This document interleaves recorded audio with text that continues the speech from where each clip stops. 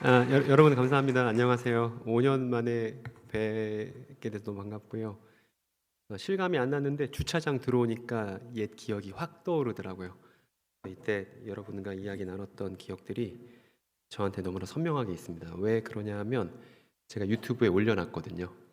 한번 화면 한번 띄워주시기 바랍니다. 오늘 거두절미하고 본론부터 말씀드리겠습니다. 그 우리가 반가운 만남이라서 너무 기분 좋지만 그럼에도 불구하고 여러분들께 질문을 드리지 않을 수 없습니다. 어떤 거냐면 어, 제가 이런 강의를 했었거든요. 여러분 기억나시나요? 안 나시나요? 5년 전 설교 너무 많이 듣는데 5년 전 설교가 기억이 난리가 이렇게 생각하시면 안 돼요. 제가 확인해야겠습니다. 그래야 제 속이 후련할 것 같습니다. 여러분 히틀러 부활할까요? 안 할까요? 합니다. O로 하고 안 합니다. X로 하는 겁니다. 표시해 주세요. 우리 그때 다 표시 한번 해봤습니다. 해서 어떤 건지 다 한번 들었던 얘기인데 우리에게 성경 이야기 들었던 내용이 축적되었는지 휘발되었는지 지금 확인해 볼 수 있는 시간인 것이죠. 여러분 히틀러 부활합니까? 안 합니까? OX 거수해 주세요. 목사님 그 X 명단 좀 주세요. 예? 여러분 그 충주 충일교회에서 5년 전에 했었던 저 강의는 저한테도 대단히 유의미한 강의였습니다. 그때 유대인들은 어떤 걸 소망했는지를 긴 시간에 걸쳐서 여러분께 말씀드렸고 하나님께서는 예수께서 부활하셨듯이 모든 사람들을 부활시키시는데 그때 부활에는 몇 종류가 있다 그랬어요? 두 종류가 있다고 했습니다. 그래서 선한 사람들의 부활이 있는가 하면 악한 사람의 부활도 있다는 것이죠. 하나님께서 그 사람 디립다 혼내려고 부활시키는 사람이 있는가 하면 상 주시려고 자신의 시상대 위에 세우는 영광의 부활, 의인의 부활도 있다는 얘기를 그때 우리가 함께 나눴던 기억이 납니다. 만약에 기억이 가물가물하시다면 저희 채널에 올라와 있으니까요. 그 교회 이름 검색하셔도 나올 거예요. 그래서 히틀러도 부활할까요? 저 영상 한번 꼭 다시 봐주셨으면 좋겠습니다. 그 오늘 할 내용을 좀 말씀드릴게요. 오늘 주제에 대해서는 저는 이미 영상을 많이 올려둔 바 있는데요. 제가 세례 요한 관련돼서 영상을 여러 편 찍었습니다. 그래서 예전에도 7년 전에도 찍었고요, 6년 전에도 찍었고 또 광양에 가서도 제가 세례 요한 관련돼서 강의를 했던 적이 있습니다.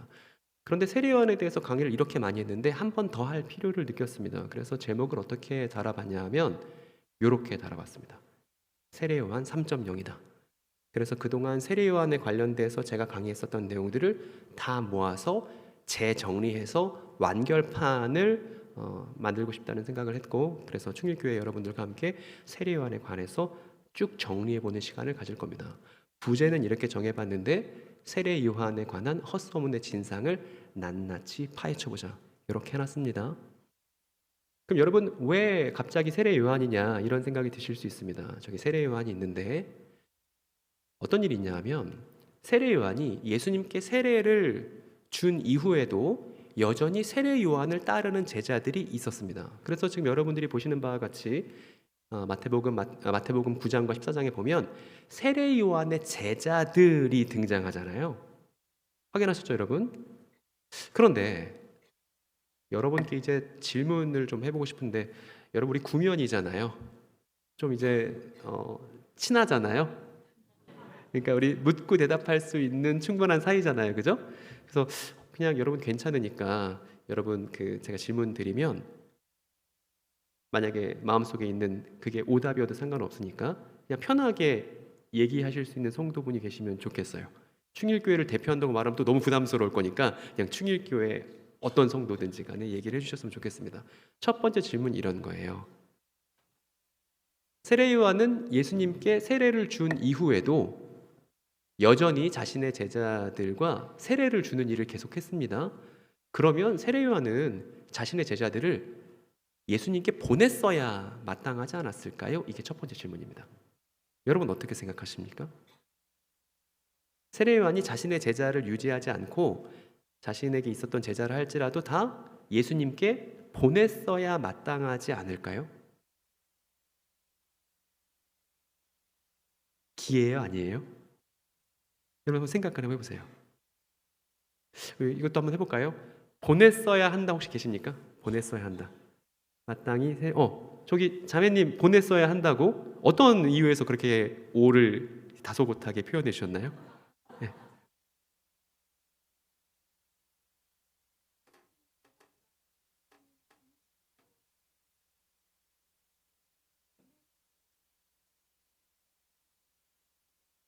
너무 감사한 답변 감사합니다. 혹시 그러면 여기 충일교회 분열의 현장을 한번 확인해 보고 싶은데 X로 이제 거수하실 분도 형제님 한번 이유를 말씀해 주시겠습니까? 왜 X일까요?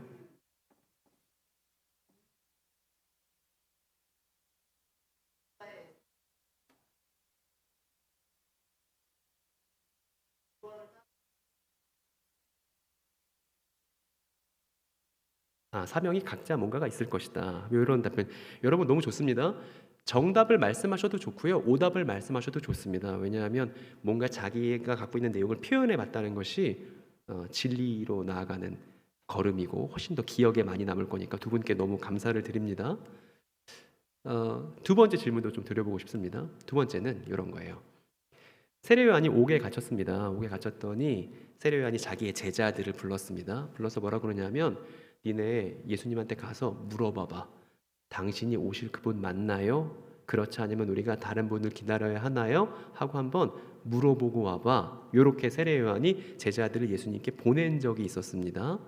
요거에 대해서도 여러분 그러면 세례요한은 옥중에서 예수님을 의심한 거죠? 그러면 세례요한은 예수님을 믿고 있었지만 이제 옥에 갇히고 나서는 예수님에 대한 마음이 흔들리고 변심했던 건 아닐까요? 여기에 대해서 여러분 또 어떻게 생각하시는지 좀 말씀해 주실 수 있는 성도분 계십니까? 여러분들께 대단히 막 철학적이고 고풍스러운 답변을 제가 기대하지 않습니다. 대충 말씀하셔도 괜찮습니다. 여러분 어떻습니까? 저렇게 의심한 모습을 보여줬는데 복음서에서 이거 끝내 변심한 건 아닐까요?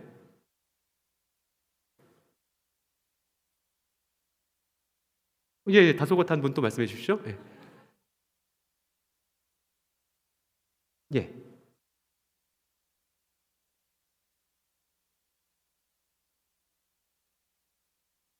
마치 도마가 못자국 난 손 얘기했던 것처럼 한번 확인을 해보는 거라고. 근데 그게 의심 비슷한 것. 네.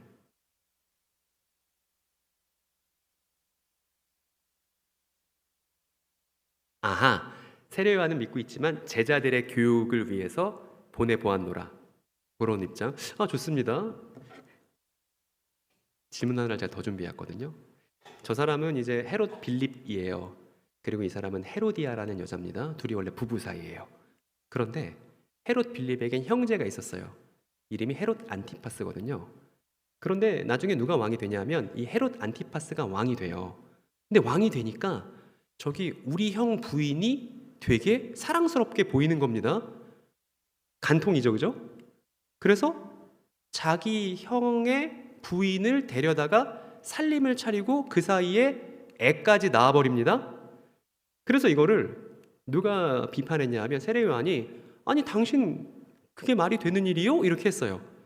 저렇게 했더니 어떤 일이 벌어졌냐 하면 헤롯 안티파스가 생일 잔치를 하고 있었습니다. 고관 대신들을 모아놓고 생일 잔치를 했습니다.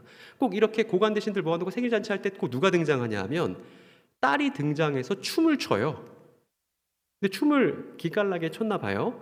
춤을 추다 보니까 또 왕들의 특징이 있죠. 춤을 딸이 너무 잘 추니까 또 고관 대신들 보는 앞에서 뭐라 그래요? 소원을 말해봐라. 네가 소원을 말하면 나라의 절반이라도 주겠노라라고 또 이렇게 왕처럼 얘기를 했습니다. 그랬더니 저 아이가 쪼로로 가서 엄마한테 엄마 아빠가 소원이란 소원 다 들어주래. 아빠가 소원이란 소원 다 들어준다고 나한테 물어봤어. 나라의 절반이라도 준대. 했더니 그 자나무도한 엄마가 딸한테 뭘 시키는 거예요. 그래? 그러면 세례요한의 모가지를 달라고 해. 해서 그 자리에서 세례요한 참수를 한 거 아니겠습니까? 이게 세례요한의 마지막이었죠. 죽음이었죠. 그래서 이런 질문도 우리가 해볼 수가 있습니다. 여러분 세례요한은 예수님이 오셨음에도 별로 중요하지 않은 일에 참견했다가 공연히 죽게 된 것은 아닐까요?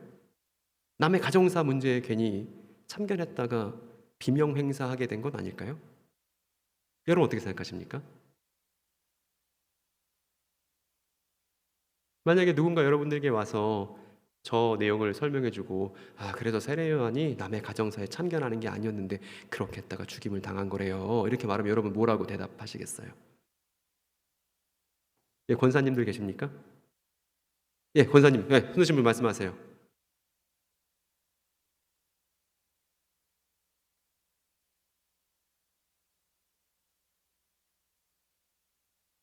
음.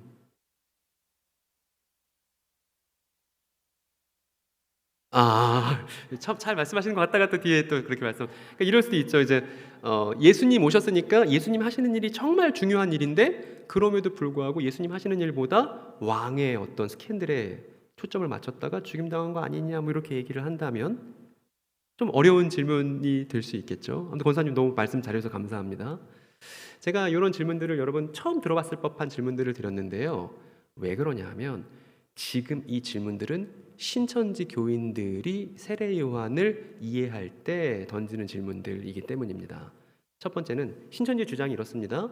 세례 요한은 감옥에서 예수를 의심했다. 이것은 예수님에 대한 배도다. 믿음 없습니다. 두 번째, 세례 요한은 예수님께 세례를 주고도 자기 제자들을 예수님께 보내지 않고 자기 세력을 유지하려고 했다. 이렇게 얘기했고, 세 번째, 세례 요한은 왕의 사생활에 공연히 개입해서 헛되이 죽었다. 신앙인이 왜 정치에 개입해서 목숨을 잃었는가? 이렇게 세례 요한을 아주 안 좋은 사람으로 평가합니다. 그리고 저 내용을 수용한 사람들이 다 어떤 사람들이에요? 신천지 교인들인 거예요. 좀 더 이야기를 딥하게 해보면 저게 어디냐면 1970년대에 있었던 장막성전이라는 신흥 종교가 있습니다. 그 가수로 유명한 싸이라는 사람 장인이 유재열 씨인데 그 유재열 씨가 저기 교주였단 말입니다. 그런데 저 장막성전에 이만희 씨도 있었거든요. 이만희 씨가 뭐라고 주장했냐면 이 장막성전이야말로 기독교 전체를 대표하는 집단이야 이렇게 생각했습니다. 그런데 나중에 장막성전에서 별별 범죄들이 다 벌어져 갖고 조직이 와해되는 일이 있었는데 이만희 씨 주장은 이래요. 장막성전이 있고 나서 신천지가 온 것은 왜 그런 거냐 하면 마치 세례 요한이 예수님을 배신한 이후 그 다음 예수님께서 활동을 하셨듯이 세례 요한 다음에 예수님이 온 것처럼 장막성전 다음에 구원을 받을 수 있는 신천지가 나타난 것이다. 이렇게 이만희 씨가 40년을 가르쳐 왔습니다. 그리고 이 40년 동안 가르침에 설득된 사람들이 우리 주변에 있는 신천지 교인들인 것이죠. 이렇게 얘기했어요. 세례 요한은 길을 예비했으나 배도했고 예수님을 통해서만 구원을 얻을 수 있었다. 마찬가지로 장막성전의 길을 통해 나온 신천지만이 오늘날 구원의 길이다. 이렇게 주장합니다. 그래서 장막성전이 부패했듯 세례 요한도 좋은 사람이라고 말하면 안 되는 거예요. 신천지 교인들은. 그런데 점입가경으로 여러분 이 책은 원리강론이라는 책인데 대단히 중요한 책입니다. 이 사이비 이단 사역에 있어서는 어떤 책이냐면 통일교의 성경 같은 책이에요. 이거 1966년에 문선명 씨가 저술을 했고 조직신학 구성, 신학 서적처럼 비슷하게 구성을 만들어놨고요. 그리고 통일교뿐만 아니라 신천지나 JMS 등 다른 이단들의 교리가 여기서부터 비롯된 게 많아요. 내용을 보면 이렇게 쓰여 있습니다. 여러분 글자가 작아서 잘 보이실지 모르겠는데 저기 보면 뭐라고 써 있냐면 세례 요한은 점점 예수님을 의심하고 배신하는 데 이르렀으므로 이렇게 보이시죠? 그러니까 세례 요한을 예수님을 배신한 사람으로 취급했던 게 신천지가 처음이 아니었던 거예요. 그 전에 통일교도 그랬던 것입니다. 또 다른 페이지에 보면 이렇게 써 있습니다. 세례 요한은 무지로 인하여서 사명을 다하지 못했고 마침내는 예수님을 위해 바쳐야 할 그의 목숨마저도 별로 가치 없는 일, 아까 그 헤롯 안티파스 비판했던 그 일 때문에 희생하고 말았던 것이다라고 신천지에서 가르치는 내용과 똑같은 내용이 어디에 있냐면 통일교의 원리강론에 있습니다. 그림으로 정리하면 이 통일교의 원리강론에 있었던 내용들을 누가 답습하냐면 신천지도 답습을 하고요. 신천지뿐만 아니라 지금 JMS도 세례요한에 대해서 비슷하게 알고 있습니다. 세례요한은 사명에 실패한 거고 예수와 갈등 관계였다. 그래서 세례요한은 가장 작은 자로 전락해버린 것이다. 정명석 씨가 이렇게 또 오랫동안 가르쳐 왔습니다. 여러분 견딜 수 있으신가요? 이런 내용들을 견딜 수 있습니까? 세례 요한인데요. 세례 요한은 모든 복음서의 시작입니다. 마가복음, 마태복음, 누가복음, 요한복음 모든 복음서가 복음의 이야기를 누구로부터 시작하냐 하면 다 세례 요한에서부터 시작합니다. 이 얘기 뭐냐 하면 세례 요한을 바르게 이해하면 복음서를 이해하는 첫 단추를 제대로 끼운 거예요. 반대로 복음서를 왜곡하려면 누구부터 건드려야 돼요? 세례 요한부터 왜곡을 시켜야만 복음서를 갖고서 그릇된 내용들을 얘기할 수 있다는 말입니다. 그렇기 때문에 세례 요한이 아주 중요합니다. 예수와 복음서를 이해하는 데 있어서 말입니다. 그런데 유감스럽게도 교인분들과 같이 얘기를 나눠보면 세례 요한에 대한 면밀한 이해가 잘 없죠. 우리 주변에 세례 요한에 대한 헛소문을 갖고 있는 사람들이 너무나 많습니다. 신천지도 수십만, 제메스도 있죠, 통일교도 있죠.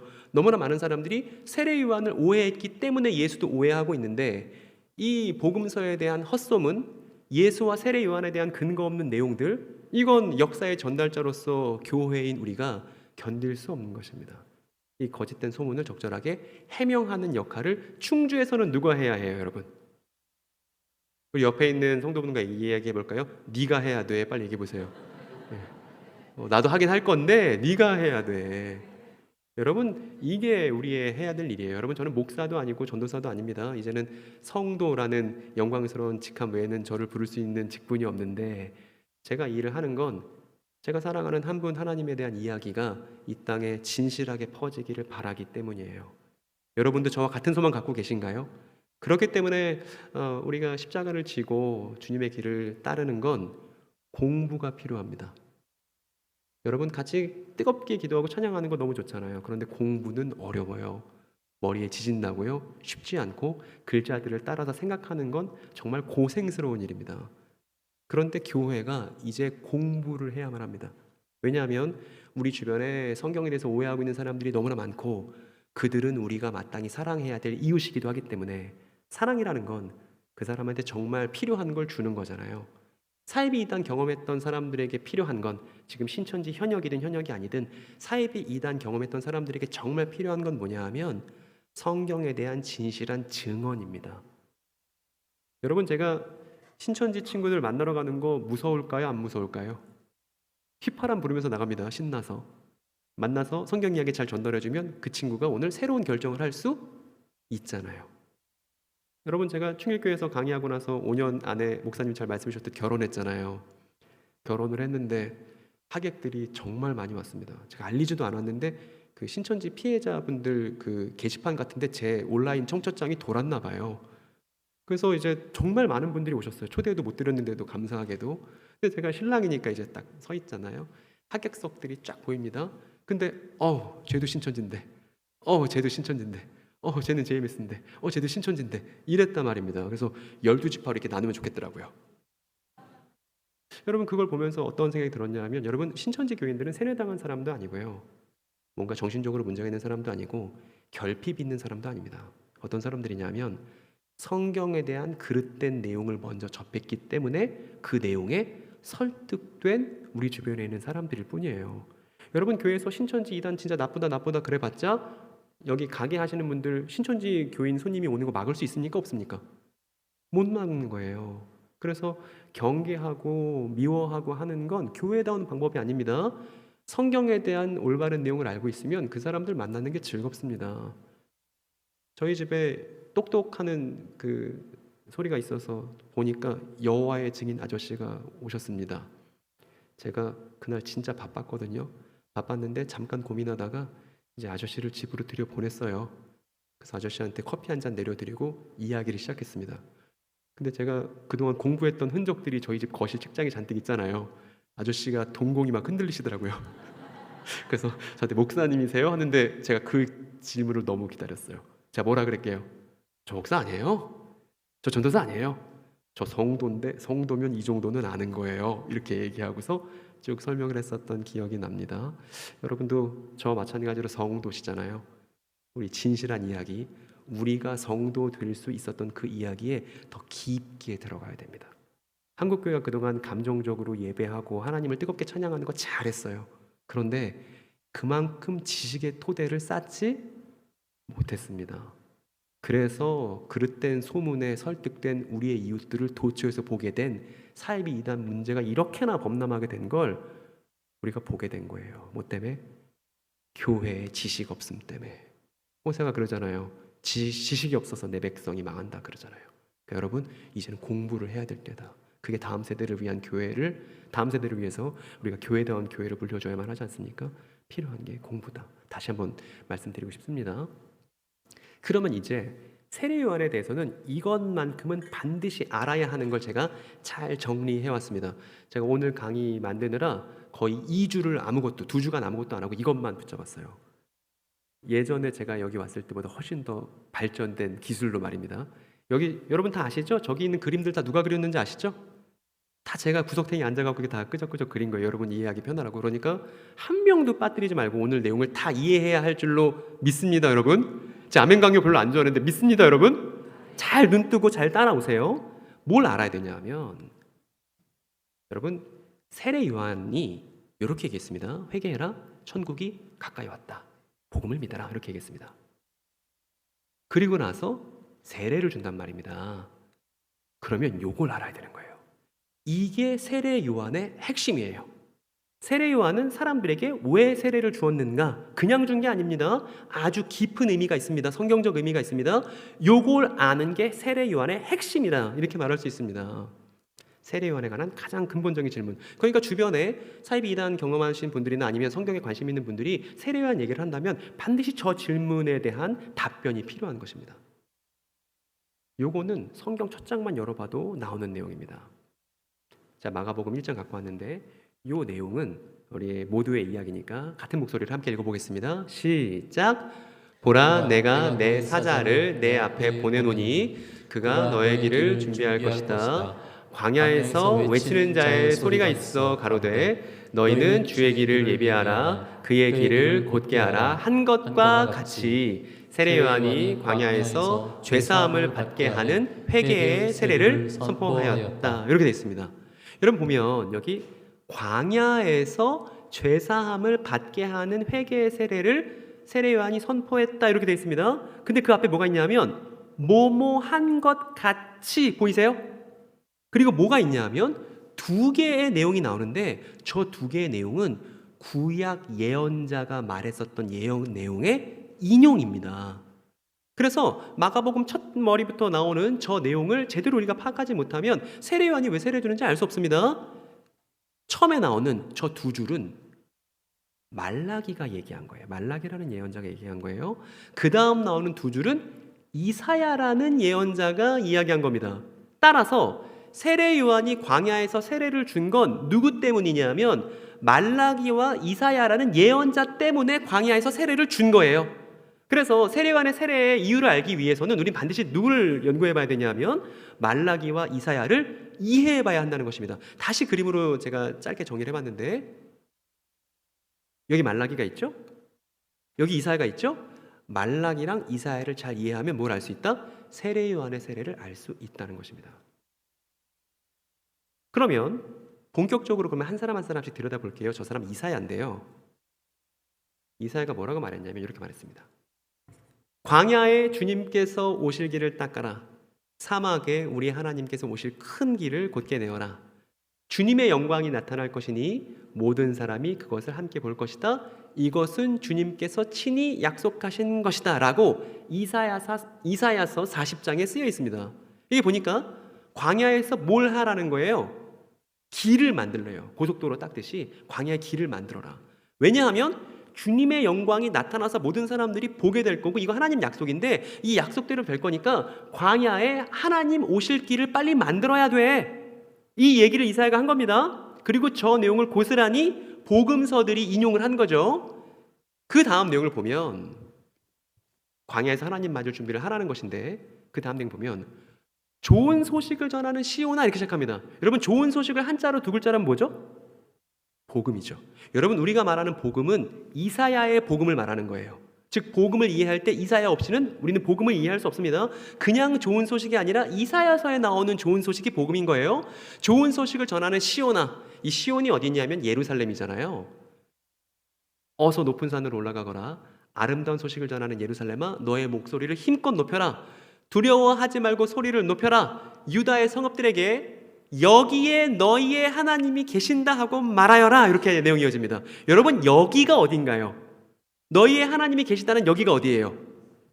시온이고 예루살렘인 겁니다. 즉 시온, 예루살렘에 하나님이 계시다는 것이 복음이에요. 이 복음을 선언해라 라고 이사야가 말한 것입니다. 즉 예루살렘에 하나님이 계실 것이다. 이게 복음이다.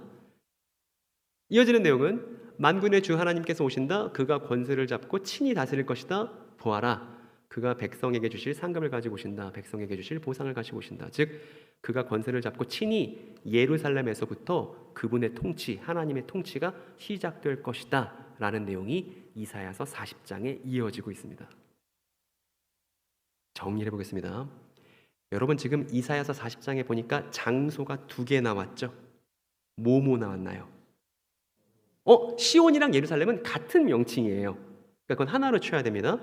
시온, 예루살렘. 또 뭐 나왔죠? 그렇죠. 이사야 40장 예언은 간단하게 요약할 수 있습니다. 광야가 있고요, 예루살렘이 있어요.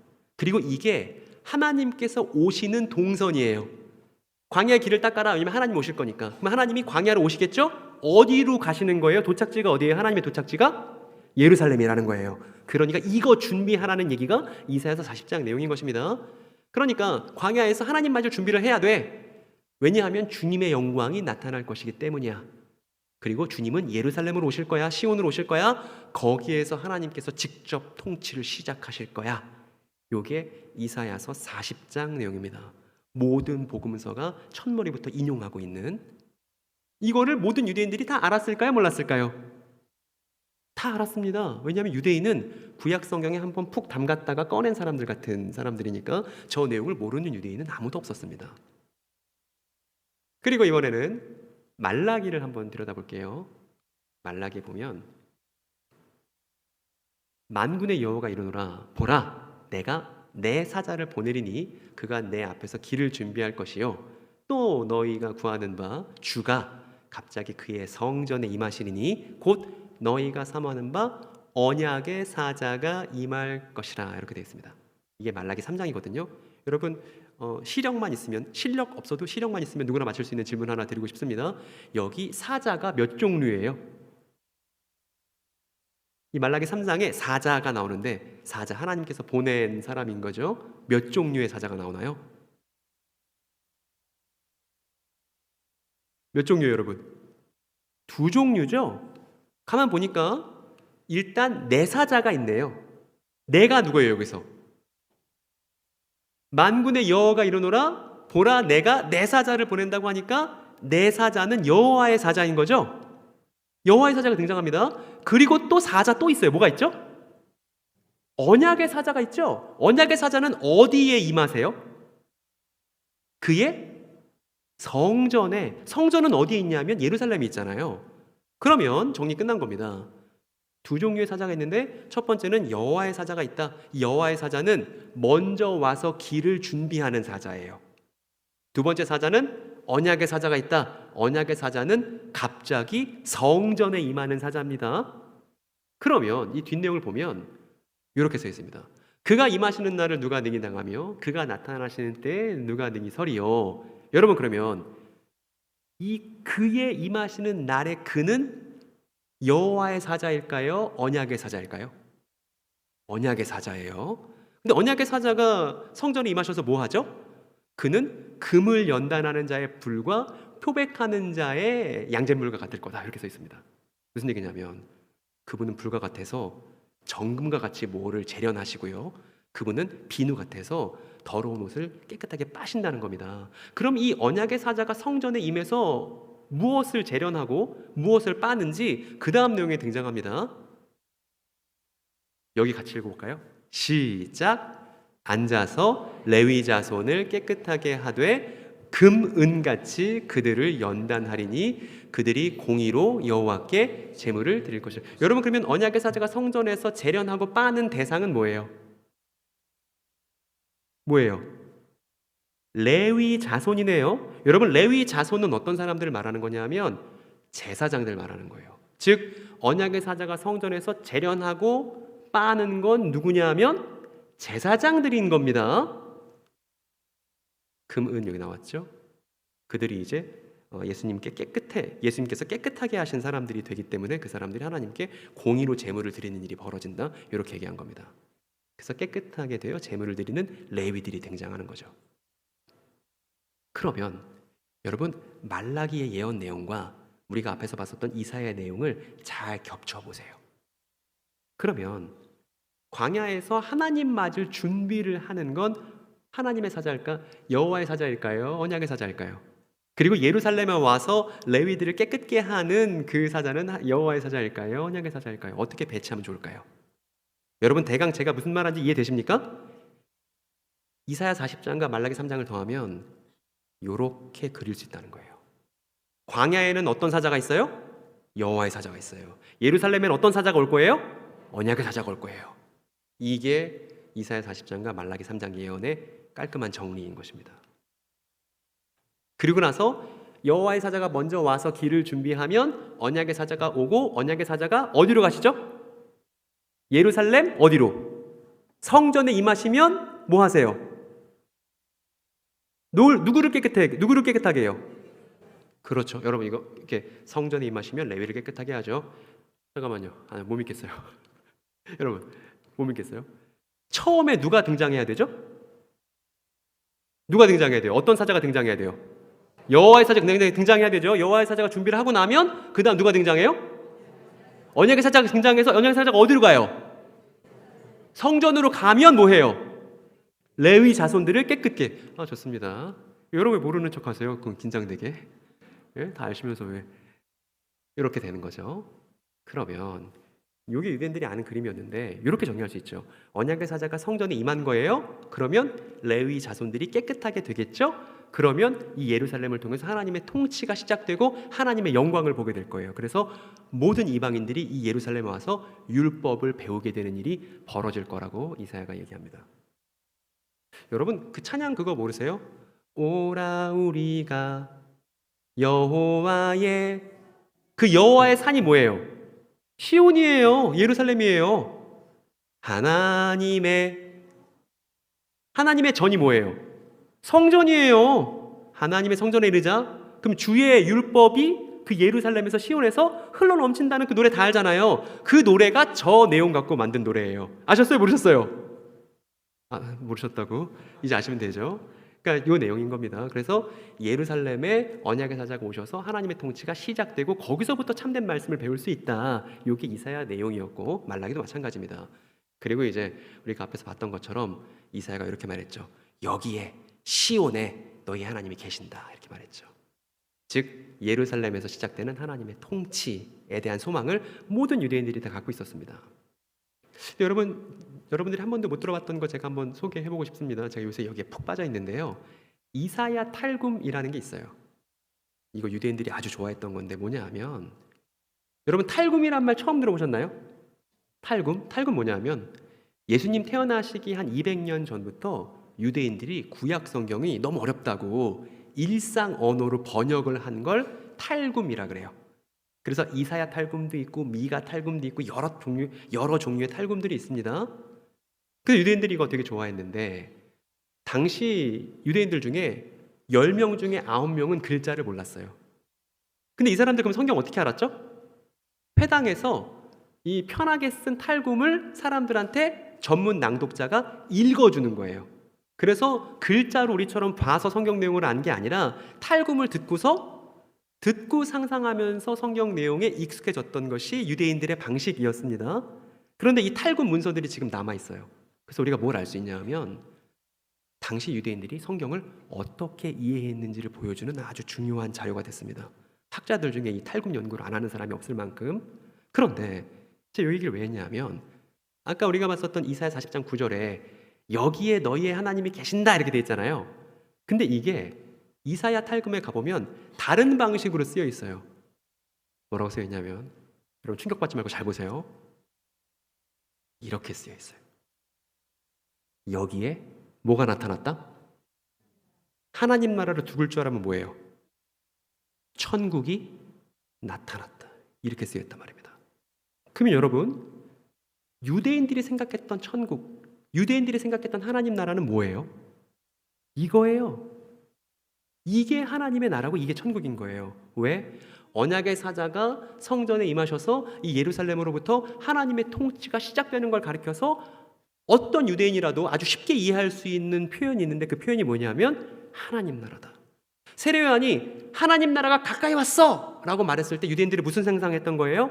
아, 그럼 이제 여호와의 사자가 오고 언약의 사자가 와서 이 예루살렘에서부터 하나님의 통치가 시작되겠구나. 우린 지금 로마 때문에 힘들지만 이렇게 생각했을 거라는 겁니다. 이게 유대인이 생각한 하나님 나라예요. 그리고 이 유대인이 생각한 하나님 나라가 이루어지기 위해서는 반드시 누구부터 와야 돼요? 여호와의 사자부터 나타나야 한다는 것입니다. 여호와의 사자. 여러분 여기까지 이해되셨어요? 안 되셨어요? 됐죠? 좋습니다. 그리고 나서 이것도 한번 우리 살펴볼 필요가 있습니다. 말라기 한 장 넘겨서 4장으로 가보면 여기 한번 같은 목소리 한번 읽어볼까요? 시작. 주의 크고 두려운 날이 이르기 전에 내가 너희에게 엘리야 예언자를 보내겠다. 그가 아버지의 마음을 자녀에게로 돌이키고 자녀의 마음을 아버지에게로 돌이킬 것이다. 돌이키지 아니하면 내가 가서 이 땅에 저주를 내리겠다. 주의 크고 두려운 날이 이르기 전에 내가 너희에게 엘리야 예언자를 보내겠대요. 그런데 엘리야 예언자가 와서 뭐하냐 하면 아버지의 마음을 자녀에게로 돌이켜요. 자녀의 마음을 아버지에게로 돌이켜요. 여러분, 마음을 돌이키다는 걸 두 글자의 한자어로 바꾸면 어떻게 바꿀 수 있을까요? 그렇죠. 저걸 번역한 게 회개입니다. 회개가 마음을 돌리다라는 뜻인 거예요. 즉 마음을 돌이키게 하는 엘리야를 먼저 보내겠다라고 말라기 한 장만 넘기면 4장에 쓰여 있단 말입니다. 그러면 이 말라기가 예언한 뒤 450년이 흘렀어요. 긴 시간이 흘렀습니다. 450년이 흐른 뒤 충격적인 일이 벌어지는데 여기는 지금 예루살렘에 있는 성전 안이에요. 이 성전 안에 어떤 제사장이 제사장 업무를 보러 들어갔습니다. 그런데 이 성전 안에서 누구를 만났냐 하면 천사를 만났어요. 여러분이 충분히 여러분들이 공부하셨으니까 이 천사가 하는 말이 이해가 되실 겁니다. 천사가 뭐라고 그랬냐면 너 아들 낳을 거야. 그런데 그 아들은 너한테 기쁨과 즐거움이 되고 많은 사람이 네 아들 출생을 기뻐할 거다. 그리고 네 아들은 주님께서 보시기에 큰 인물이 될 거야. 중간에 배신하거나 그런 얘기 전혀 없죠. 큰 인물이 되실 거야. 근데 네 아들은 이스라엘 자손 가운데서 많은 사람을 그들의 주 하나님께로 돌아오게 하는 역할을 할 거야. 이렇게 얘기했습니다. 여러분 대충 짐작이 되십니까? 그 다음 내용 보면 더 노골적으로 써놨어요. 이렇게요. 그는 또한 태어날 네 아들은 또한 엘리야의 능력, 엘리야의 심령과 능력을 갖고 누구보다 앞서 와요? 주님보다 앞서 온대요. 그래서 또 와서 뭐 해요? 부모의 마음을 자녀에게로 돌아오게 하고 거역하는 자들을 의인의 지혜의 길로 돌아서게 해서 주님을 맞이할 저 주님이 어디로 오시는지 우리가 배웠습니다. 광야를 지나서 시온으로 가시는 주님이시죠. 성전에 임하는 주님이시죠. 주님을 맞이할 준비가 된 백성을 마련하는 역할을 네 아들이 할 거야. 이렇게 얘기했습니다. 여러분 이거 완전히 말라기 4장 판박이죠. 말라기가 예언한 뒤 450년이 흐르고 나니까 말라기의 예언대로 엘리야가 올 건데 엘리야가 네 아들이야. 이렇게 얘기를 천사로부터 전해들은 제사장이 있었던 겁니다. 그리고 나서 아들이 실제로 태어났어요. 이렇게 말라기의 예언 그대로 말입니다. 여러분 이렇게 태어난 아들이 누구예요?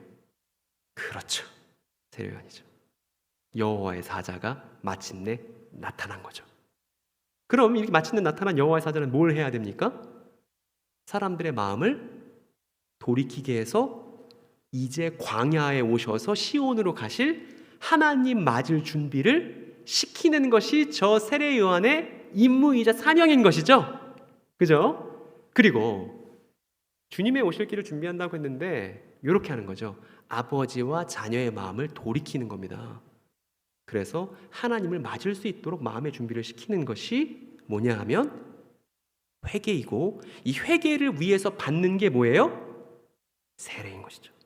그러면 유대인의 입장이 돼서 생각해 보세요. 유대인 입장이 돼서 세례요한한테 세례를 받는다는 건 세례를 받고 나면 이제 좀 있으면 광야로 지나서 예루살렘으로 하나님이 오실 것인데, 언약의 사자가 오실 것인데, 그 언약의 사자를 내가 잘 맞이해야겠다는 준비가 세례요한이 주는 세례인 것이죠.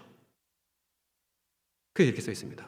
누가복음에 보니까 요한은 요단강 주변 온 지역을 찾아가서 죄사함을 받게 하는 회개의 세례를 선포하였다, 이렇게 씁니다. 여러분, 세례 요한의 세례를 받으면 죄 용서 받나요? 아니에요. 죄 용서는 누가 하시는 거냐 하면 언약의 사자가 하는 거예요. 죄 용서는 언약의 사자가 하는 것이고 시온의 주님이 하는 겁니다. 다만 세례 요한이 하는 일은 그 언약의 사자로부터 진짜 죄 용서를 받을 수 있게끔 마음을 돌리게 하는 준비의 세례를 하는 것이 세례 요한의 역할이었다는 것입니다. 그러니까 회개나 언덕에서 다 죄 용서가 아닙니다. 그리고 저기 이렇게 써 있어요. 누가복음에 보니까 모든 백성과 심지어 당시 친일파처럼 취급돼서 사람들이 싫어하던 세리들까지도 요한의 이사야 40장과 말라기 3장 4장 설교를 듣고서 그의 세례를 받았다. 이렇게 하여 그들은 하나님의 오르심을 드러냈다. 여러분, 질문입니다. 광야로 나와서 세례 요한과 함께 물에 빠졌던, 세례를 받았던 유대인들은 우리가 지금 쭉 배웠었던 지금 이 내용들, 이사야서 40장과 말라기 3장 4장 내용을 알았을까요? 몰랐을까요? 알았을까요? 몰랐을까요? 알았죠. 그걸 모르고서야 광야에서 어떤 미친놈이 물에 빠져야 된다고, 그렇게 준비해야 된다고 할 때 누가 거기서 다 세례를 받겠습니까? 근데 누구나 다 구약 성경 내용을 알고 있었기 때문에 진짜 엘리야야? 진짜 준비하는 거야? 가야겠다. 나도 받아야겠다. 심지어 세리들마저도 우르르 가서 이스라엘 전 국민이 다 가가지고 세례 요한한테 세례를 받았다는 거예요. 저 내용들을 알고 있었기 때문에. 그래서 여호와의 사자의 정체가 드러났습니다. 세례 요한이야. 그러면 언약의 사자는 누구예요? 그렇죠. 예수님은 이렇게 오신 것이죠. 그래서 왜 예수님이 복음서 첫머리에서는 광야에서 등장하셨고 복음서 끝에서는 예루살렘 가서 십자가 치는지 이제 아시겠죠? 저 내용 때문에 그런 거예요. 정리를 해보겠습니다. 이제 지금까지 제가 고생했으니까 여러분들이 고생할 차례입니다. 큰 소리로 한번 읽어서 마음에 잘 기억해 두세요. 첫 번째, 시작. 세례 요한은 말라기의 하나님의 사자 엘리야다. 두 번째, 하나님의 사자는 광야에서 백성의 마음을 돌려 하나님 맞을 준비를 하게 한다. 세 번째, 이후 언약의 사자가 성전에 갑자기 앉아서 레위 자손을 깨끗하게 하고 금처럼 모처럼. 마지막 네 번째, 예루살렘에서 하나님께서 직접 다스리신다. 모든 사람이 하나님의 영광을 볼 것이다. 이렇게 우리가 정리해 볼 수 있는 겁니다. 그리고 세례 요한의 역할은 저 1번, 2번이 세례 요한의 정체성이자 역할이다. 여러분, 그러면 세례 요한에 대해서 진짜 핵심적인 걸 다 알게 되신 거예요. 그럼 이제 우리가 뭐 할 거냐 하면 사이비 이단들의 세례 요한에 관한 주장들을 하나씩 볼 겁니다. 제목을 이렇게 정해봤습니다. 추풍낙엽들. 왜 추풍낙엽이에요?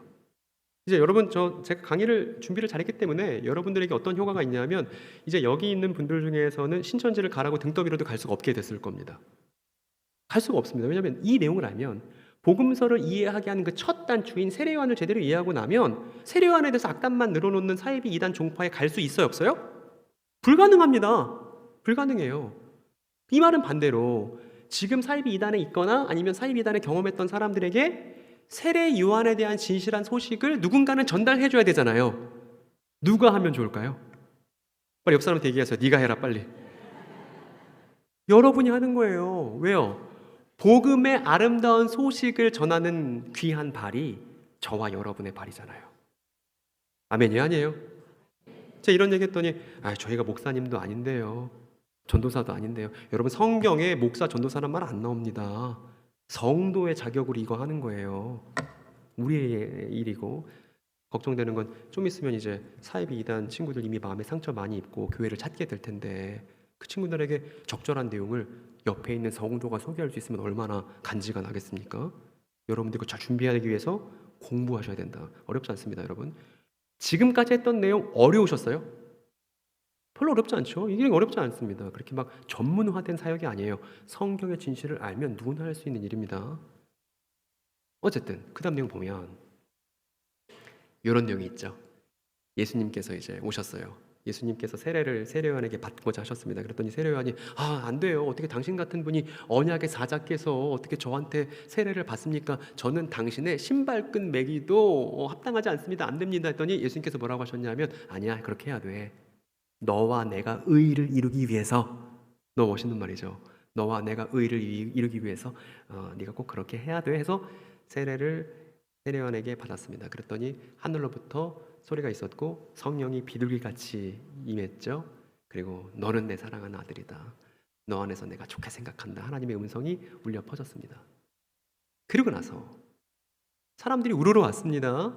근데 여전히 세례 요한은 여전히 자신의 제자를 유지하고 있었죠. 다시 우리 첫 번째 질문으로 돌아가 봅시다. 우리 아까 봤던 거예요, 다.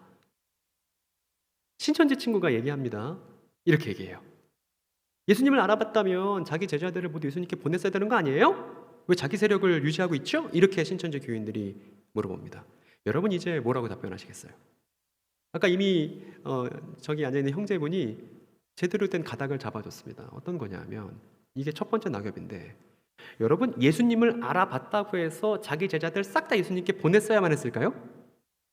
그렇지 않습니다. 왜냐하면 바빠요. 세례 요한 뭐 해야 되냐면 하나님의 사자이기 때문에 광야에서 백성의 마음을 돌리는 일을 해야 되는데 이 마음을 돌려야 되는 백성이 한두 명이 아니잖아요. 모든 유대인들 다 이거 받으려고 지금 다 나와 있는데 이 사람들 다 세례를 줘야 되잖아요. 근데 중간에 예수님 오셨다고 해서 예수님 세례 받으셨죠? 나머지 사람 다 해산하세요. 말이 돼요, 안 돼요? 안 되는 거예요. 그래서 이런 구절도 있습니다. 세례 요한과 그의 제자들이 그날도 밤이 새도록 사람들에게 세례를 줬을 거예요. 사람들이 줄라레비를 섰고 계속 세례를 주고 있습니다. 그런데 이런 구절이 있네요. 요한보다 예수의 제자들이 더 많은 사람을 제자 삼고 세례 주신다는 소문이 있었는데 사실은 예수님은 직접 세례를 주신 적이 없고 예수는 성령 세례 주시지 물 세례 주지 않습니다. 예수님께서 직접 세례를 주신 적이 없고 예수의 제자들이 세례를 주고 있었다 이렇게 써 있네요. 그러면 장면을 상상해 볼 수 있죠? 여러분 예수님의 제자들 사도들이 물 세례를 줬습니다. 누가 시켜서 한 거예요? 예수님 시켰겠죠? 예수님이 뭐라고 여기 써 있지 않지만 우리가 상상해 볼 수 있죠? 야 제자들아 니네도 빨리 가서 물 세례 줘라. 좀 도와줘라.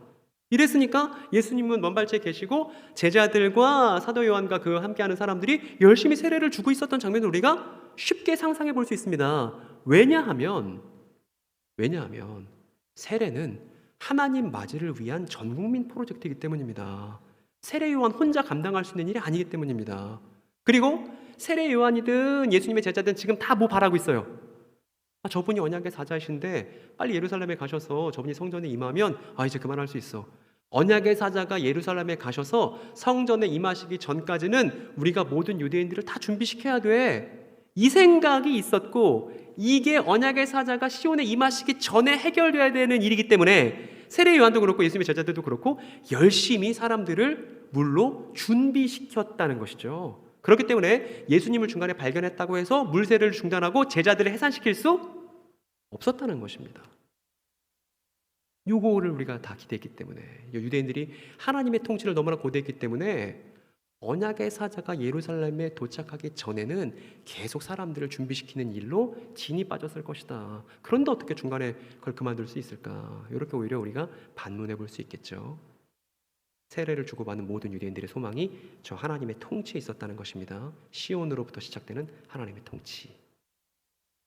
제가 최근에 댓글 받았습니다. 좀 경박합니다만 그래도 제가 댓글을 고스란히 갖고 왔거든요. 여러분 저런 댓글을 보는 제 마음이 어떻겠습니까? 제가 한번 읽어볼까요, 여러분? 제 영상 댓글에 그니까 그 대단한 세례 요한이 배도했죠. 예수님더러 메시아 맞냐고 물었잖아요. 처음에는 하나님 아들이다 어쩌고 하더니 변심했죠. 나이대를 짐작해 볼 수 있죠. 나이가 그렇게 많은 친구 같지는 않습니다. 근데 저 친구 분명히 신천지 교인이에요. 근데 세례 요한 나쁘다고 얘기하는 거예요. 왜? 세례 요한이 옥중에서 예수님께 질문했던 걸 갖고 변심이라고 지금 배웠기 때문인 것이죠. 신천지에서 배웠기 때문에. 그래서 올바른 내용을 전달받을 필요가 있는 친구인 거죠. 저 친구도. 이게 두 번째 낙엽입니다. 여러분 이런 사건이 복음서에 등장합니다. 세례 요한이 제자들을 보내서 당신이 오실 그분 맞습니까? 언약의 사자 맞습니까? 아니면 우리가 다른 분 기다릴까요? 이렇게 묻는 장면이 등장합니다. 여러분, 세례 요한이 그런 질문을 했던 이유는 뭐냐 하면 예수님 공생의 기간 동안 가장 많이 한 게 뭐예요, 여러분? 예수님 3년 동안 무슨 일을 가장 많이 하셨죠? 병든 사람들 치료해주고, 귀신 들린 사람들 고쳐주고, 제자들이랑 맨날 캠프파이어 하시고, 맛있는 거 먹고 잔치하고, 심지어 별명이 술꾼이요 먹보라 할 만큼 여러 잔치에 불려다니시고, 그렇게 지내시는 거잖아요. 그래서 맨날 예수님 귀신 들린 사람과 함께하고, 병자들과 함께하고, 그렇게 지내셨습니다. 그런데 이게 세례 요한 눈에는 별로 안 좋아 보였나 봐요. 아니, 만약에 저분이 언약의 사자가 맞다면, 여러분, 우리가 이제 배운 게 있으니까, 예수님이 언약의 사자가 맞다면 세례 요한의 마음에 빨리 예수님이 뭐 하기를 바랄까요? 예루살렘으로 빨리 가셔서 입성하셔서 거기서 뭔가 하나님의 통치를 시작하실 것을 너무나 간절하게 고대하고 있었겠죠? 근데 예수님 가지도 않으시고 맨날 사람들이랑 어울리면서 병든 사람들, 가난한 사람들과 어울리니까 세례 요한 입장에서 가뜩이나 세례 주느라 지금 너무나 짐 빠지고 힘든데 답답한 거예요. 그래서 왜 언약의 사자가 예루살렘 안 가고 사람들 병만 고치고 있지? 그러다가 자기는 어떤 꼴을 당했어요? 심지어 투옥까지 당한 겁니다. 잘못된 권력에 의해서. 그러니까 더 답답한 마음이 들었죠. 그래서 제자들을 보낸 겁니다. 그래서 제자들이 예수님께 왔어요. 그래서 전했어요. 아니, 저 세례요한 선생님이 당신한테 가셔서 당신 진짜 언약의 사자 맞냐고 물어보라는데요. 이렇게 된 거죠. 근데 예수님이 뭐라고 답변하시냐 하면 이렇게 답변하십니다. 여러분, 이 답변을 읽고 감동이 있나요, 없나요? 하는 감동이 있나요, 없나요? 여러분, 조선 사람들은 저 구절에 감동을 느끼기 어렵습니다. 왜냐하면 분명히 유대인들은 깨달았을 건데, 일단 읽어나 봅시다. 우리 같이 한번 저 예수님의 답변에 대해서 한번 같은 목소리 읽어보겠습니다. 너희가부터요. 시작.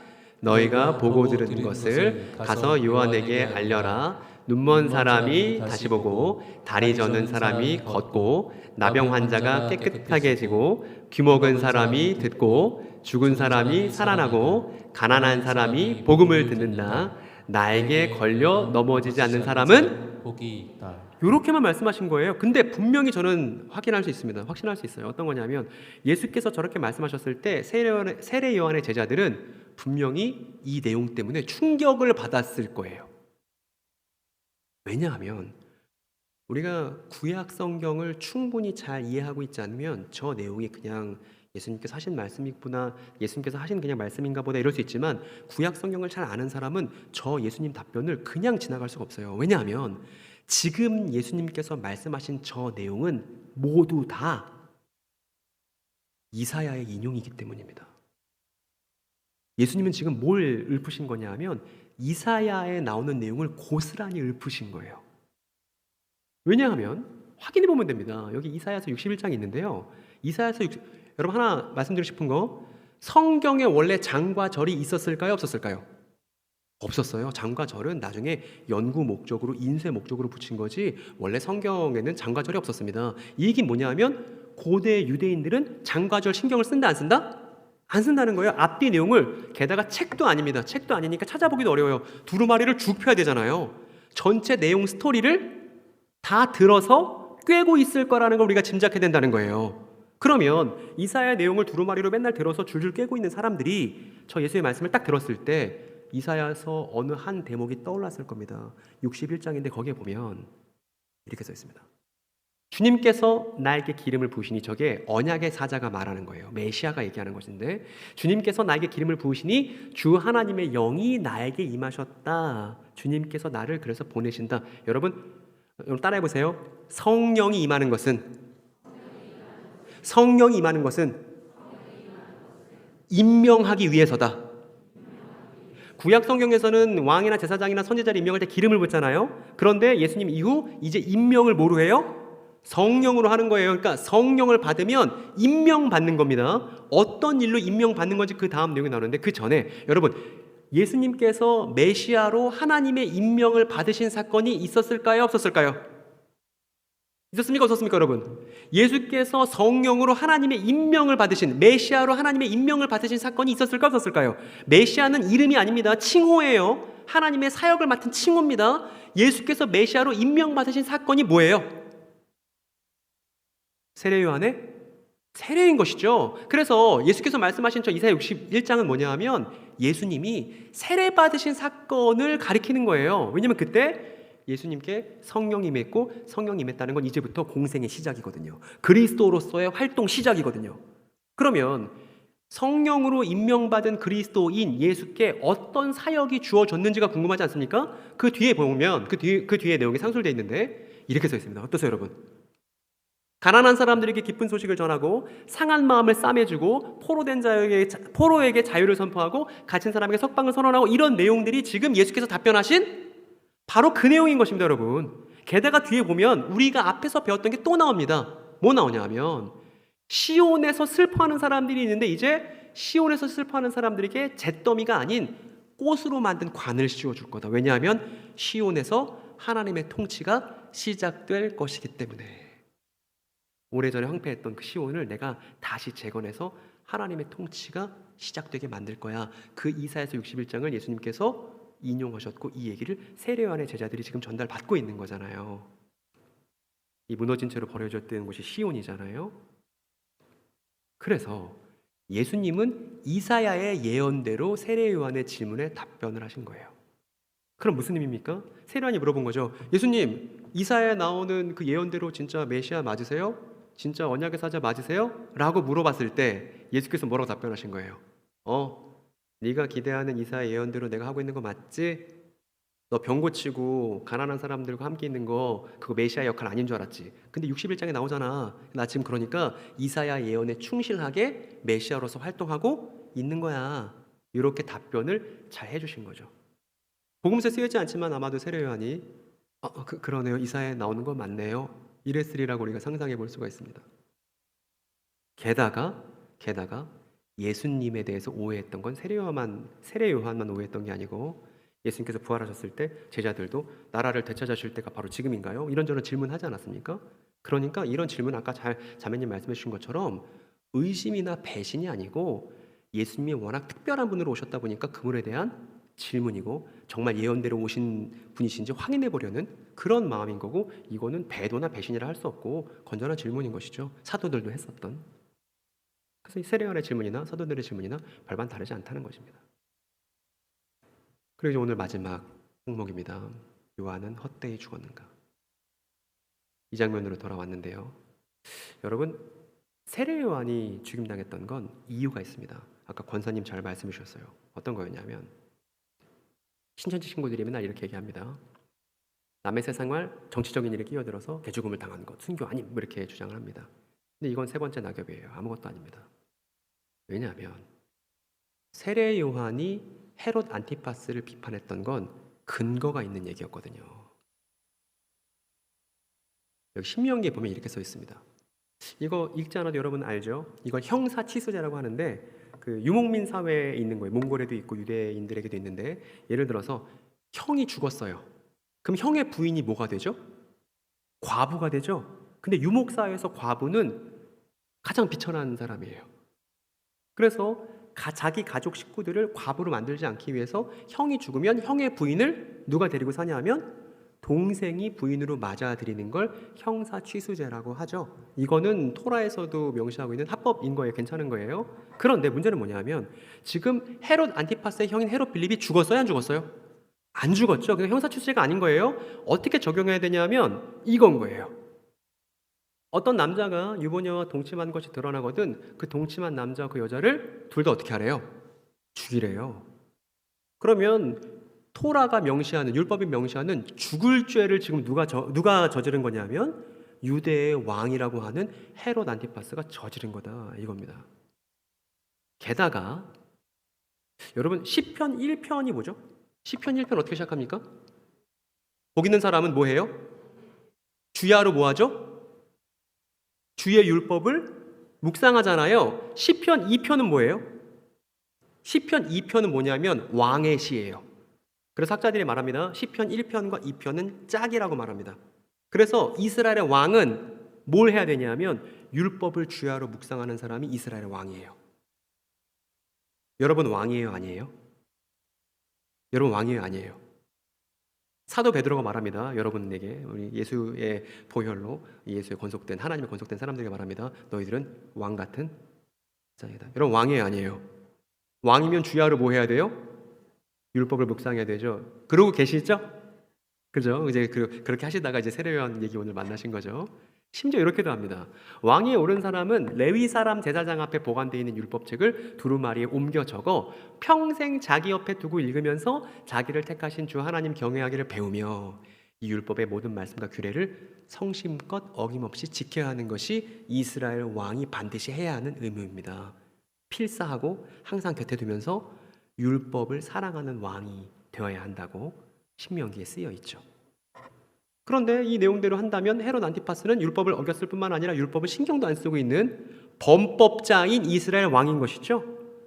그런데 항상 이스라엘 왕이 율법을 어길 때마다 누가 등장했냐 하면 아까 권사님이 말씀해 주셨던 것처럼 예언자가 등장했습니다.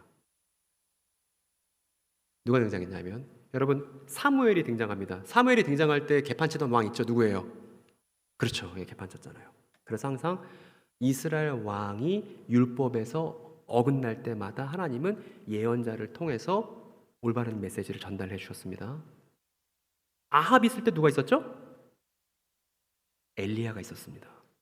아합이 나봇의 포도원 뺏고 이렇게 살해하고 막 이럴 때 살인 저지르고 이럴 때 엘리야가 곁에 있었죠. 그리고 여호람이라는 왕이 있는데 이 왕의 케이스가 중요한데 무슨 일이 있었냐면 여호람이 누구랑 결혼했냐 하면 아합의 딸이랑 결혼했어요. 그랬다가 어떻게 됐냐면 나라가 개판이 됐습니다. 무슨 얘기냐면 이스라엘 왕의 결혼은 그냥 사적 결혼이 아닌 거죠. 이스라엘 왕의 결혼은 나라의 중차대한 사안이고 나라가 어떤 방향으로 갈지를 결정하는 아주 중요한 일이 왕의 결혼인 것이죠. 그래서 이제 엘리야가 어떻게 했냐면 글을 썼어요. 그 여호람이라는 왕이 아합의 딸과 결혼해서 나라가 엉망진창이 되니까 엘리야가 글을 씁니다. 글을 써서 당신 지금 나라 꼴 좀 보시라고, 지금 아합 왕가처럼 지금 음행을 저지르는 게 예루살렘 주민이라고 이렇게 얘기할 만큼 여호람이 율법에서 벗어난 결혼을 했을 때 그 옆에 엘리야가 메시지를 전한 일이 있었죠. 그리고 너무나 유명한 사건이 있습니다. 나단과 다윗 사건 있죠. 다윗이 어떻게 했습니까, 여러분? 예, 밧세바 우리아의 아내였던 밧세바에게 음욕을 품고서 우리아를 전장에 보내서 죽게 만들었죠. 그리고 밧세바를 차지했습니다. 그랬더니 나단이 가서 뭐라고 그랬냐면 당신 그거 잘못된 거라고 하나님의 메시지를 전했습니다. 우리아의 아내를 빼앗아다가 당신 아내로 삼았으므로 영영 당신 집안에서 칼부림이 떠나지 않을 거라고 이렇게 하나님의 말씀을 전했던 일이 있었죠. 그러면 이제 이렇게 보면요. 여러분 세례 요한은 공연히 남의 사생활에 끼어들었다가 죽음을 당한 건가요? 아니면 예언자로서 이스라엘 왕이 율법을 어겼을 때 제대로 된 메시지를 전달한 건가요? 그렇죠. 무조건 후자인 것이죠. 그의 죽음은 왕에게 치관한 예언자로서의 순교였다는 걸 구약 성경을 잘 읽어보니까 대번에 드러나네요. 이 얘기는 지금 신천지에 있든 GMS에 있든 통일교에 있든 그 안에 있는 친구들은 구약 성경에 대한 충실한 내용을 갖고 있지 못하다는 방증인 것입니다. 그렇기 때문에 아름다운 발을 갖고 있는 누군가 필요한 것이죠. 그래서 회개해라 천국에 가까웠느니라 이렇게 세례요한이 얘기했습니다. 그리고 나서 모든 사람들을 세례 주고 나서 자기 사명을 다했더니 이제 세례요한이 죽임을 당했잖아요. 그리고 너무나 야속하게도 세례요한이 투옥되고 죽임당했다는 소식을 듣고 나서야 그제서야 세례요한과 똑같은 메시지를 전달하는 한 사람이 세례요한의 바통을 넘겨받아서 등장합니다. 누구게요? 예수님이요. 세례요한은 평생 예수님이 어딜 가기를 기대했겠어요? 예루살렘 제발 가기를 기대했을 건데 야속하게도 세례요한이 투옥되고 나서도 예수님은 예루살렘 안 가시다가 이제 그가 더 이상 사명을 감당할 수 없을 때 예수님이 등장하셔서 그가 전달했던 메시지를 고스란히 받아서 천국이 가까이 왔다고, 언약의 사자가 예루살렘에 나타나서 레위들을 깨끗게 하고 하나님의 통치가 시작되는 일이 임박했다고 하는 같은 내용을 예수께서 선언하기 시작합니다. 그랬더니 저 메시지가 너무나 동일했기 때문에 헤롯 안티파스가 어떻게 오해할 정도였냐 하면 이렇게 오해할 정도였어요. 저 예수라는 사람은 죽은 사람들 사이에서 부활한 세례 요한이야. 이렇게 말할 만큼 세례 요한과 예수는 같은 사역을 했던 사람들인 것입니다. 오늘 결론입니다, 여러분. 이제 오늘 내용을 총 정리하고 마치겠습니다. 여러분 긴 시간 들어주셔서 너무 감사하고, 혹시나 이제 오늘 내용 중에 빠진 부분이 있다면 영상으로도 확인해 보실 수 있습니다. 오늘 우리가 나눴던 내용들이 여러분들의 기억에 잘 간직되기를 바랍니다. 여러분들이 복음서를 읽을 때, 그리고 주일학교 학생들을 가르칠 때, 여러분의 자녀에게 성경 이야기를 전달할 때 세례 요한에 대한 분명한 역사적 진실이 잘 전달되기를 바랍니다. 그걸 위해서 오늘 정리한 내용들을 천천히 읽어가면서 오늘 내용들을 복습해 보세요. 첫 번째입니다. 시작! 세례 요한의 사역은 복음서의 증언을 따라 이사야 40장과 말라기 3, 4장을 확인해야 한다. 요 구약 성경 내용 모르고 세례 요한 얘기하는 거 다 그릇된 내용이에요. 저 이사야와 말라기 토대가 없이는 세례 요한도 이해할 수 없고, 세례 요한을 제대로 이해할 수 없다면 누구도 이해할 수 없겠어요? 예수님도 제대로 이해할 수 없다. 두 번째입니다. 그의 사명은 하나님의 사자로서 광야에서 하나님께서 시온으로 오시는 것을 준비하는 일이었다. 유대인들은 하나님이 광야에 오셔서 시온으로 가기를 기대했습니다. 근데 하나님이 오시길 기대했던 유대인 앞에 누가 나타나신 거예요? 예수님이 나타난 거예요. 그럼 예수는 어떤 분이시죠? 하나님이 광야로 오실 거니까 준비해라. 하나님께서 예루살렘에 가실 것이다. 근데 하나님이 오실 거라고 기대하던 유대인들 앞에 예수께서 나타나셨단 말입니다. 그럼 예수는 어떤 분이에요? 하나님이시죠. 그래서 구약이 보증하는 하나님이 예수 그리스도이신 것이죠. 세 번째입니다. 시작! 그의 세례는 하나님을 맞을 수 있도록 하는 마음을 돌려놓는 회개의 세례였다. 그의 세례가 곧 죄사함은 아니었다. 이 죄사함은 언약의 사자가 시온에 입성하고 나서 시행하실 일이지, 세례 요한의 세례를 받는다고 해서 죄 용서 받는 건 아니죠. 죄 용서를 준비하게 하는 회개의 세례였다는 걸 오늘 구약 성경을 토대로 해서 확인한 것이죠. 마지막 네 번째는요, 언약의 사자가 성전에 앉을 때 비로소 세례 요한이 바라던 것이 이렇습니다. 저것이 유대인의 소망이었다. 여러분 이제 이런 그림을 기대하는 겁니다. 이제 여러분 신천지 경험했던 분들을 만나게 될 거예요. 여러분이 원하던 원치한테 만나게 될 겁니다. 여러분 주변에서 말입니다. 만났을 때 기대하는 건 뭐냐면 세례 요한과 예수님에 관한 이야기가 여러분의 입에서 이 진실한 역사가 잘 전달될 수 있기를 바랍니다. 여러분 저는 그냥 술술 얘기하지만 이 술술 얘기하는 걸 여러분이 하기 위해서는 많은 준비와 노력이 필요할 거예요.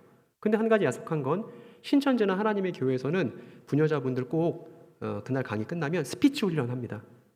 스피치 훈련해서 자기가 배운 걸 제대로 말할 수 없으면 그날 안 끝나요, 수업이.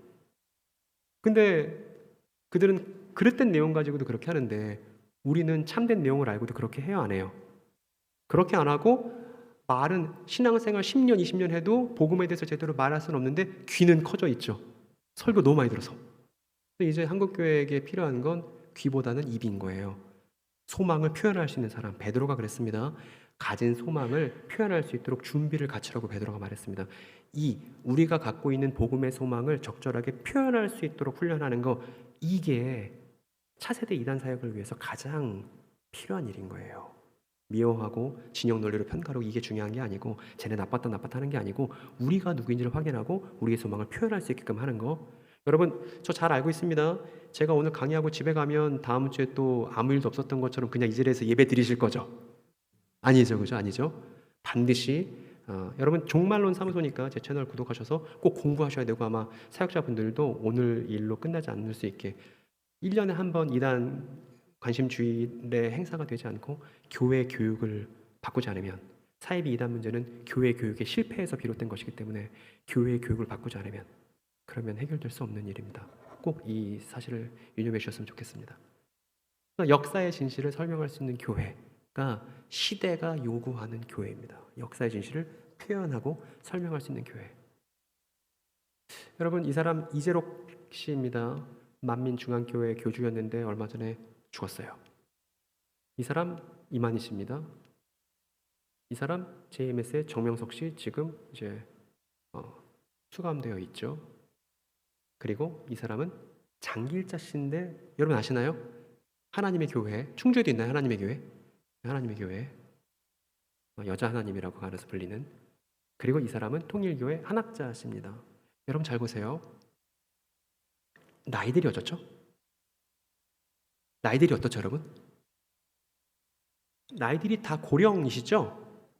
이 얘기는 무슨 얘기냐면 여기 이 자리에서 함께 이야기를 나눈 저와 여러분은 이제 보게 될 거예요. 제가 예언할 수 있습니다. 뭐냐면 사이비 이단 교주들이 차례로 하나씩 죽음을 맞게 되는 걸 우리가 보게 될 거예요. 근데 여러분 걱정스러운 건 뭐냐면 사이비 이단 교주가 죽을 때 조직이 흔들리겠죠. 그 사람에게 소망을 다 두고 있던 사람들 마음이 흔들리겠죠.